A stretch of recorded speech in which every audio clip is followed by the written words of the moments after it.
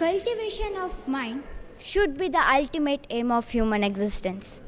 Respected dignitaries and honorable guests, today I, Mahalakshmi CG of Karnataka Public School Koteshwara, from the land of Karnataka where rich culture, history and nature comes together beautifully, stand before you with immense pride and respect to speak about a man who was not just a leader but a revolution himself, Dr. B.R. Ambedkar. Dr. Ambedkar is a titan who did not merely witness history but carved it with courage, intellect, and an unbreakable spirit. From the dust of discrimination, he rose like a blazing sun, illuminating the path of equality, dignity, and human rights for generations to come.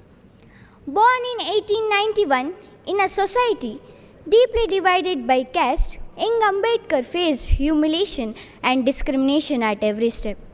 Education, which should have been his right, became a painful reminder of inequality. But here lies the true greatness of Dr. Ambedkar. These incidents didn't break him, they built him instead. Every insult and rejection became his strength and motivation. He once said, "Education is the most powerful weapon which you can use to change the world," and he truly lived these words.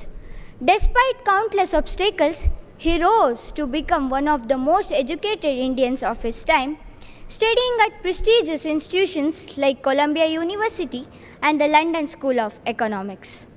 As the chairman of the drafting committee of the Indian Constitution, Dr. Ambedkar ensured that justice, liberty, equality, and fraternity were not just words, but guiding principles of our nation.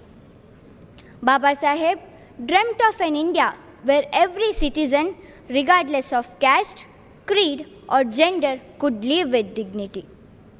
Baba Saheb was not only the architect of our constitution, but also the conscience of our entire nation.